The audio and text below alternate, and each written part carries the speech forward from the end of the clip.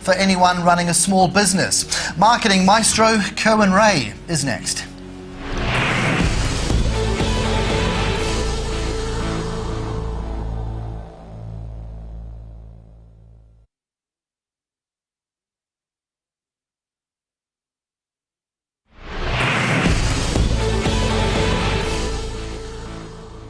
Welcome back. Now, he started his first business at just 22 in the security industry, grew it into a $1 million operation in just 3 months. Since then, Kerwin has owned and operated a clutch of small businesses and consulted to numerous multinationals. He says most small business owners are great technicians, but they often overlook key strategies designed to deliver long-term growth and profitability. Kerwin's speaking at the Booming and the Bust conference that kicks off simultaneously in Sydney, Melbourne and Brisbane next weekend. He joins me now. Kerwin, a warm welcome to you. Thanks, Carson.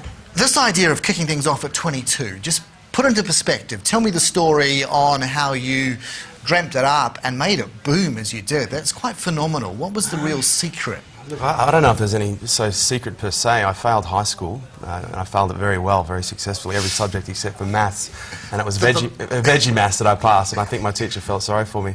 So I've always had a bit of an entrepreneurial streak. Like, I started selling horse manure door to door when I was about 13. So that was really the first business? Yeah, 13 years of age. I was in Townsville, semi-rural area, looking for a way to make more money to go to the Townsville show, and me and my friend came up with an idea. Instead of selling horse manure at the end of the driveway, we'd put it in a wheelbarrow and take it door to door. Yeah. And in our first 3 weeks of business, we made $350, and I think that was my first taste of entrepreneurialism. Mm-hmm. At what point do you make a decision that you grow something as much as you can, and then it's time to perhaps spin it off? What would be the trigger for a small business to get to that level and decide, look, together we're stronger, as it were, to either JV or to spin it off? Look, I think that question, Stephen Covey says in the 7 Habits, begin with the end in mind, and I think that's something that's missing from a lot of business owners. They don't often start a business with thinking about where it's going to go. They just think that they want to, do it work for themselves, and it ends up being a job, per se.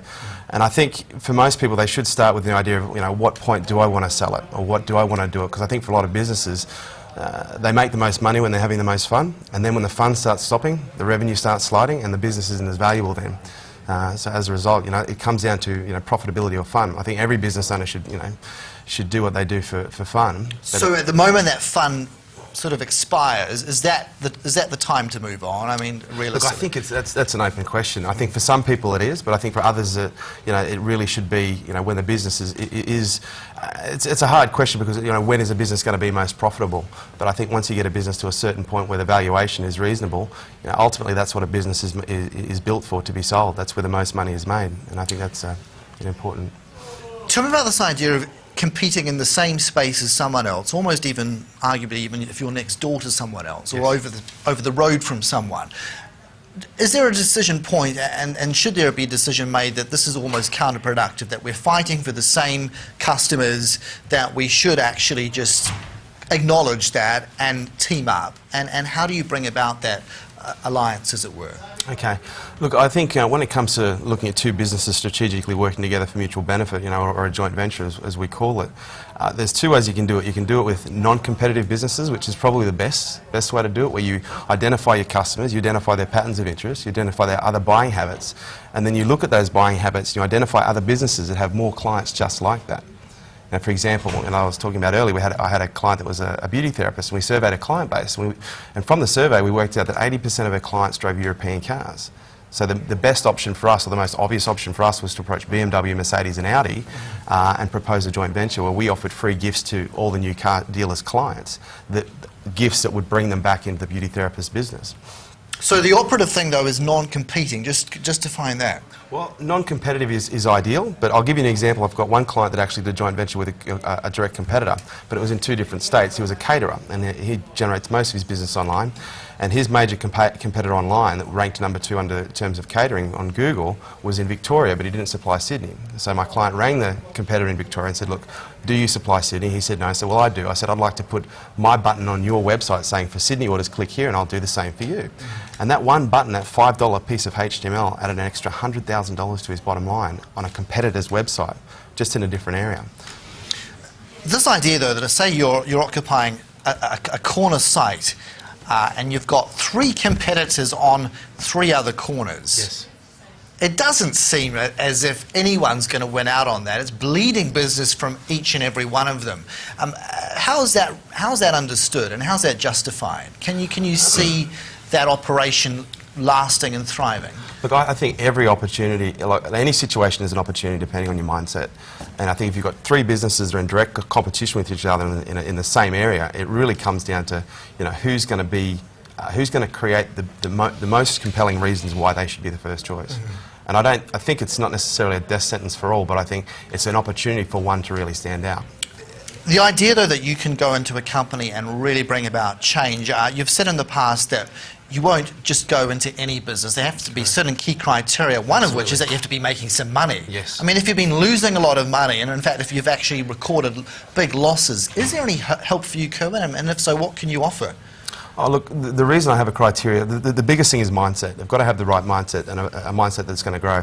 And they've got to be making money, because typically I've worked with businesses that aren't making money. I've worked with startups, and there are some startups I work with if they've got the funds to do it. But if a business is turning over 0, it's pretty hard to multiply it. So, for the most part, I think it's really important to look at, the owner who's driving the business, the mindset behind it, and the opportunity. Because if it is a startup, for example, if the opportunity is big, there is certainly room to look at it and possibly work with it. In a joint venture situation, though, if you have a big disparity between one owner and another, how do you get around that? Because, I mean, people are reluctant to let go of their baby, proverbially. Yes. I mean, and who gets to own, ultimately, that enterprise? Well, look, the great thing about a joint venture is everyone keeps it separate. You've got business A, you've got business B. And essentially, a joint venture, when it's done well, it's the two businesses coming together for mutual benefit. And if you look at, a great joint venture in the marketplace that, a lot of people can relate to, which started, I think, in the early 80s, it was between Disney and I think it was Hoyt's. Disney and McDonald's. Mm-hmm. And when you'd go into McDonald's and you'd buy your Happy Meal, the kids would get the little figurine. They'd get adults and kids prices. So the parents would take the kids to the movies. They'd hand over the vouchers for the adults and kids prices, and then the movies would hand over tickets for 50-cent cheeseburgers. Mm-hmm. So they'd be mutually promoting each other's business. But if you look at that example, the most important thing to realise is, at some point Disney sat down and said, who are our clients? And they said kids. And they said, who are the decision makers of our clients? They said parents. They said, okay, who's already captured that market? Who's already penetrated that market and has a relationship with them and has trust with them? Because when you look at a joint venture, the most important thing is trust. Because if you've got business A over here and business B has already got a great relationship with their client base, they're not going to want to burn that. So it's important that, if you can get in with that business and be endorsed, by someone who's already got a relationship, that's going to improve the effectiveness of a marketing campaign substantially. You talk about marketing campaigns. Is there a willingness in this environment to be making that spend? You've got to talk. You said before about a willingness from an owner's point of view to come on board with you. But if they don't trust the outlook because it's so uncertain, how do you get them over the line in saying we've got to go and do these sorts of campaigns? Look, I think at the end of the day, you've just got to look at the statistics. BRW did a survey, I think it was about 3 or 4 years ago, where they said the average business owner in Australia, the average small business, it costs them $500 to acquire each new customer. And when you look at that, when you think most businesses don't even have a $500 product, and if you look at the statistics of 95% of all businesses going bust in the first 5 years, it's because the acquisition cost of their clients is way too high. Well, what's the one thing that we're not doing right that we should be to get those repeat customers? I mean, to distill it down, is there one key element that you have to drive forward with? In terms of repeat business or new business? In terms of repeat business. Look, repeat business comes down to the customer experience, providing an exceptional customer experience. And I think that's what a lot of people miss. They'll spend all this money on marketing, they'll get all these new clients coming in, but the customer experience is so poor that they're constantly spending money at the front end and they're losing money at the back end. Is that partly because we're not paying our staff enough to feel that relationship, to feel that ownership, to pass it on? Oh, look, I think it could be a number of things. Staff is probably the biggest issue because you start relinquishing control. But I think at the end of the day, it really comes down to the systems in the business. If you look at McDonald's, it can be run by a 15-year-old, and that's because of the systems in the business. Now, they might not necessarily have the best customer experience in the world, but it's substantial enough to maintain a billion-dollar operation. And if you look at, and most 99% of businesses I go into, the first thing I look at is what systems you have in place. And most of the time, there's no systems. It's guerrilla systems where it's just, let's react when something happens. So I'd say systems is probably the most important thing. Kerwin, Ray, we could talk and talk, but we are out of time, and I do appreciate you coming in. Thanks, Carson. Appreciate your time. Thank you. That really is the show for this week. Kerwin is speaking, as mentioned, at that Booming in the Bus conference. It kicks off simultaneously Brisbane, Sydney and Melbourne next weekend. We are back at the same time next week. I'm Carson Scott. Thanks for your company.